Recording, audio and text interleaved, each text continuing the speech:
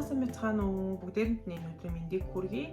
За өнөөдөр бүгдээрээ бөөрийн архаг дутагдал гэдэг өвчний талаар өөрөөр хэлбэл бөөрийн архаг дутагдал гэж өвчин яг ямар өвчин байдаг? За энэ өвчнөр ямар хүмүүс ихэвчлэн өвддөг?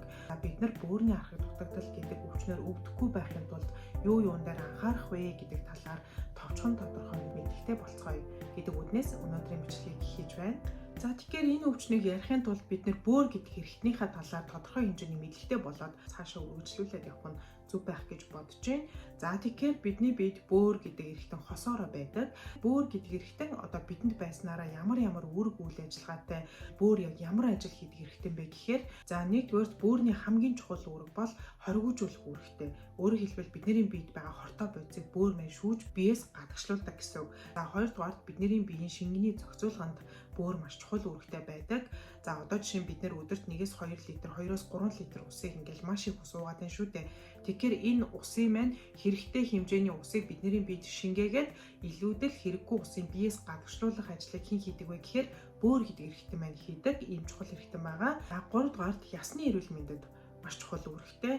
Өөрөөр хэлбэл кальц, фосфорын зохицуулалтанд оролцож ясны эрүүл байдлыг хадгалж өгч байдаг ийм эрхтэн. 4-дугаарт цусны даралтыг зохицуулж байдаг. За өөрөөр хэлбэл бөөрнөөс ялгарсан дааврууд одоо бидний цусны даралт ихсэл багцлыг ерөнхийдөө зохицуулж байдаг гэсэн үг байх нь байна. За 5-дугаарт бөөрийн нэг чухал үүрэг бол улаан эсийн үүсэлтэнд оролцож одоо бидний биеийн цус багталтаа сэргийлж байдаг. За тэгэхээр бөөрийн архаг дутагдал гэж яг ямар өвчин юм бэ гэдгийг мэдэхгүй хүмүүс маш их байдаг. Тэгэхээр би энийг маш энгийнээр тайлбарлаад өгье.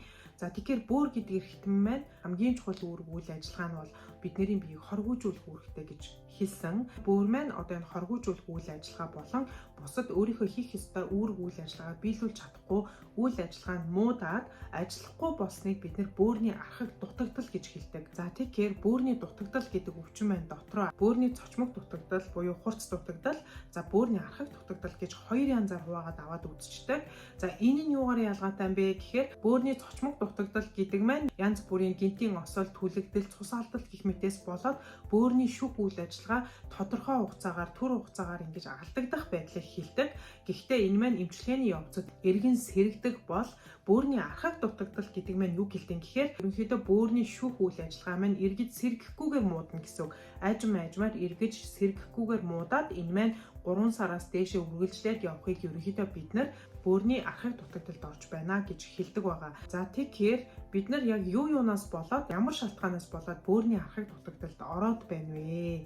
Бөөрийн архаг дутагдал юунаас болж үүсдэг вэ гэдгийг би маш товчхон дурдаад явъя. Тэгэхээр бөөрийн архаг дутагдалд хүргэдэг ерөнхийдөө хоёр төрлийн зүйлүүд байдаг. За эхнийх нь бол бөөрийн бие даасан өвчлөл. За өөрөөр хэлбэл бөөрийн түүдгэнцрийн өрөвсөл ч юм уу, за бөөрийн олон уйлан хадах хам шинж ч юм уу, иймэрхүү бөөрийн бие даасан өвчнөөс болоод бөөрийн архаг дутагдалд орж болдог. За хоёрдугаарт бөөрнөөс биш өөр эрхтэн систем гэмтснээс болоод тэрнээсээ үүдээд хоёр дахьчаар бид нар бөөрийн архаг дутагдалд орж болдог. Одоо жишээ нь чихрийн шижин буюу сахартай хүн, за даралт ихтэй хүн, за цуснд байгаа холестерины тэнцвэрт байдалд алдагдах, за өөрөөр хэлбэл цуснд муу өгдөөс удаан олон жил явах, за эдгээрээс болоод бас бөөрийн архаг дутагдалд бид нэр орж болно. За мөн дээрэс нь таны нас 50-аас дээш тамхи татдаг, жинхэнэ байх, за мөн гэр бүл удамдаа бөөрийн ямар нэг өвчнөд байсан түүхтэй, за эсвэл бөөрийн бие даасан хавдар ч юм уу ямар нэг байдлаар бөөрийн хаалгаанд ороод нэг бөөрэ авахулсан ч юм уу тийм ээ, иймэрхүү тохиолдолтой хүмүүс бөөрийн архаг дутагдалд орох эрсдэлтэй гэсэн үг байх нь байна. За тэгэхээр зарим хүмүүс тэгвэл би бөөрөө муудаж байгаа яаж мэдэх вэ? Надад ямар зөвөр илэрх вэ гэж асуугаад байдаг. Тэгвэл бөөр муудаж байгаа, бөөрийн үйл ажиллагаа муудаж авах байдал нь ерөнхийдөө маш аажим явцтай явагддаг. Ихэнх үедээ ямар нэг шинж тэмдэг мэдрэгддэггүй эцсийн шатанда шинж тэмдгүүд өгч эхэлдэг. Ямар шинж тэмдгүүд өгөөд эхэлдэг вэ гэхээр хамгийн наад зах нь одоо хүмүүс шээс мань хөөсрөөд байна гэж хэлдэг. За тэгээ шээс хөөсрлөө гэл ерөөсөө бөөрийн архаг дутагдалд орж ийн бөөр өвдөд байна гэж үзээд ээж болохгүй. Хэвийн үед ямар тохиолдолд шээс хөөстэй гардаг вэ гэдгийг би видео бичлэгээр оруулсан байгаа, та бүхэн үзээрэй. За дараагийн нэг илэрдэг шинж тэмдэг нь цустай шээх тохиолдол байна. За цустай шээх гэдэг нь бид нүдээр харахад бахны шүүс шиг тийм цусны холцтой шээс гарч болно. За гэхдээ цустай шээлэг гэдэг нь мөн сүрээгийн юм уух, за шээсний замын чулуу, шээсний замын халдвар, түүдгэнцрийн өрөвсөл гэх мэт эмгэгүүдийн үед бас цустай шээж болдог. Тийм болохоор танд цустай шиг шинж тэмдэг илрээд байх юм бол бөөрийн нарийн мэргэжлийн эмчүүд үзүүлэх хэрэгтэй гэсэн үг байх нь байна. Үүний дараагаар бас бид нар хавгандаг, за хавганснасаа болоод бид нар амьсгааддаг, за мөн арьс маш хуурайшин, захтнан, шүрмэс татах, ядрах, ойр ойрхон шийх гэх мэт шинж тэмдгүүд бол биднэрт илэрч болдог. За тэгээд бөөрийн архаг дутагдлыг дотор нь бас үе шат болгодог. Одоо шинэ бид нар хавдрыг 1-р үе, 2-р үедээ байна, хавдар 3-р үедээ орсон байна гэж ярьдаг шүү дээ. Яг тэрэн шиг бөөрийн архаг дутагдлыг 1-5 шат хүртэл 5 үе шат болгоо хуваачдаг. За үүнийг яг юун дээр үндэслэж хуваадаг вэ гэхээр бөөрийн шүүх чадвар дээр үндэслээд ийм 5 үе шат болгоод хуваачдаг. За энэ бөөрийн шүүх чадварыг бид нар юугаар үнэлдэг вэ гэхээр би машингийн нэр та бүхэнд тайлбарлаж өгье. За бөөрийн шүүх үйл ажиллагаа хийдэг үндсэн хэсэг нь бөөрийн түүтгэн цэр гэдэг хэсэг байдаг байгаа.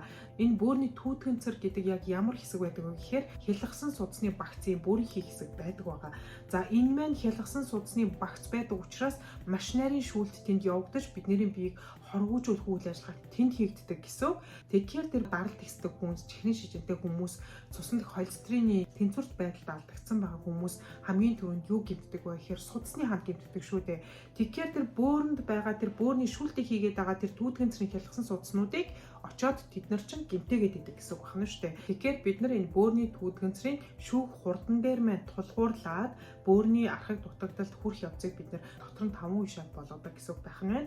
За би хүснэгтээр оруулж байна. Та бүхэн үүнийг үзээрэй. Тэгэхээр энэ түүтгэнцрийн шүүх хурдны үзүүлэлтээр бид нар 1-5 үе шат болгож хуваадаг байх нь байна. За тэгэхээр бөөрийн түүтгэнцрийн шүүх хурд маань 15-аас доош ороод ирэх юм бол одоо бөөрийн архаг дутагдалд орсон байна гэд одоо диализ дагуулах бэлтгэл ажил хийж эхэлдэг. Өөрөөр хэлбэл одоо бөөр ажиллахгүй болж байгаа учраас түүнийг орлуулах эмчилгээний эхлэл тавигдаж эхэлдэг гэсэн үг байна. Тэгэхээр бид нар энэ бөөрийн түүтгэнцрийн шүүх хурдаар нь ингэж 1-5 үе болгож ангилж байгаа гол шалтгаан нь юу болох? За ямар ач холбогдолтой вэ гэхээр бид нар энэ бөөрийн түүтгэнцрийн шүүх хурдны энэ 1-5 дугаар үе шатны аль үе шатанд маань тухайн өвчтөн явж байгаа вэ гэдгээсээ хамаарат бид нар бөөрийг хэр хэмжээтэй муудж байгаа, хэдэн хувьтай ажиллаж байгаа, цаашид юун дээр анхаарах, за мөн үе шат болгонд хийгдэх эмчилгээ өөр байдаг, үзэх хянах үзүүлэлтүүд нь өөр байдаг учраас бид нар ингэж 1-5 үе шат болгож хуваадаг. За тэгэхээр бид нар бөөр өвдөд байгаа яаж мэдэх юм бэ? Ямар шинжилгээ өгөх вэ гэд мэддгүй хүмүүс бас нэлээх байдаг. За тэгэхээр бөөр бол бусад эрхтнийг бодвол маш энгийн шинжилгээнүүдийг өгч болдог. Нэгдүгээр бид нар шээсний шинжилгээ өгдөг.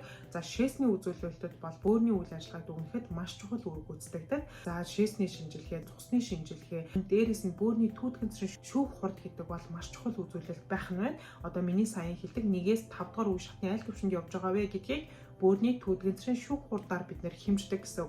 Үүнийг солонгосоор савүүчэ явгаюул гэж нэрлэдэг байгаа. Үүн дээр тулгуурлаад бид нар бөөрийн үйл ажиллагаа хитэн үтэ явж байгааг бол мэддэг байх нэ. За тэгэхээр эцэст нь бид нар ямар нэг шалтгаанаар болоод өөрсдөө мэдгүй явсаар байгаад одоо бөөрийн архаг дутагдалд орлоо гэж бодоход тэр бөөрийн архаг дутагдалд орчхоор тэр муудчихсан байгаа бөөрийн үйл ажиллагааг бид нар эргүүлж сэргэх ямар ч боломж байдаггүй. Тэгэхээр бидний биед яг юу болох вэ гэхээр одоо бидний хортой боцыг шүүж гадагшлуулаад байгаа бөөр мань ажиллахгүй болсон учраас бид нар хортой бодсондоо бие минь хортно гэсэн үг байхгүй юу? Бөөрийн архаг дутагдалд ороод ирэхээр хүмүүсийн шээс нь гардаггүй, ерөөсөө шээхэ болж ирдэг. За ингээд бид нар шээсэндээ хортож эхэлдэг гэсэн үг. Тийм учраас бид нар үүнээс цааш юу хийх вэ гэхээр одоо нөгөө диализ эмчилгээ гэж бид нар ярьдаг бөөр орлуулах эмчилгээ. За үүнийг дотор нь гемодиализ болон одоо хэвлийн диализ гэж хуваадаг. Үүнийг баг та бүхэн мэдж байгаа.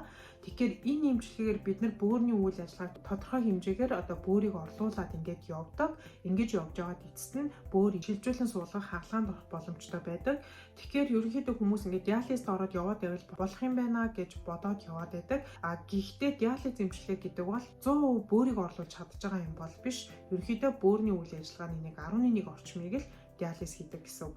За тэгэхээр би юу хэлэх гээд байна вэ гэхээр хэрвээ та чихрийн шижинтэй, за дээрэс нь даралт ихсдэг, за дээрэс нь тарган ч юм уу тийм ээ, иймэрхүү эрсдлүүд байгаад ах юм бол танд ямар нэг байдлаар шинж тэмдэг зовир илэрхгүй байсан ч гэсэн заавалчгүй нэг удаа цусны шинжилгээ, шээсний шинжилгээ өгөөд үзэхэд буруудахгүй. Тэгэхээр бөөрийн архаг дутагдал хүргэдэг хамгийн том шалтгаан буюу чихрийн шижин, даралт ихсэх, таргалалт, өөх тос, тамхи энэ бүгдийг маш сайн анхаарад тогтмол шинжилгээ өгөөд үзүүлээд явах хэрэгтэй. За тэгээд бөөрийн архаг дутагдалд орж байгаа тохиолдолд уургийн хэрэглээг хязгаарлах хэрэгтэй байдаг.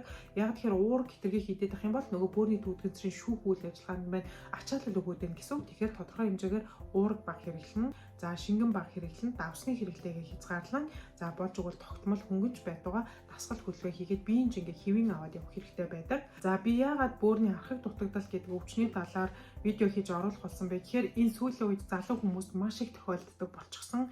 Хоёрдугаар ямар шинж тэмдэггүй байсаар хагаад бөөрийн архаг дутагдалд орж байгаа тохиолдлууд маш их байна. Гуравдугаар миний төрсөн дүү бөөрийн архаг дутагдал гэдэг өвчнөр 2015 онд онцлогдоод Монголд бөөр шилжүүлэн суулгах хаалгаа хийлгэжсэн боловч бөөр маань хохроод одоо Монголд гемодиализ эмчилгээнд 7 хоногт 3 удаа 4 цагаар ингээд хамрагдаад явж байгаа. За гэхдээ гемодиализ эмчилгээнд удаа орох тусам одоо хөвлийн хүндий, цээжний хүндий ч юм уу тийм ээ, шингэн хурах, за тэгэл цус багталт, дааврын өөрчлөлт гэл янз бүрийн ийм хүндрэлүүд гараад идэг. За тэгэхээр манай дүүд ч гэсэн иймэрхүү хүндрэлүүд гараад байгаа учраас би өөрөө Солонгос байдаг болохоор дүүгээ Солонгос руу авчираад бөөр шилжүүлэн суулгах хаалгаанд оруулах гад ингээд би өөрөө донор нь болон бит хоёр ингээд төлбөр мөнгөний асуудал дээр маш их асуудалтай байгаа учраас иймэрхүү хандивын аян ингээд өрнүүлж гисэн байгаа. Та бүхэн хүсвэл бит хоёрын хандивт бас нэг дээрээ гэж хүсмээр байна. За тэгээд цаашдаа дүүгээ хаалгаанд орсны дараа ч гэсэн бөөртэй холбоотой маш олон мэдээллийг би түгээсээр байх болно. За тэгээд бүгдээрэнд нь амжилт хүсье. Баярлалаа.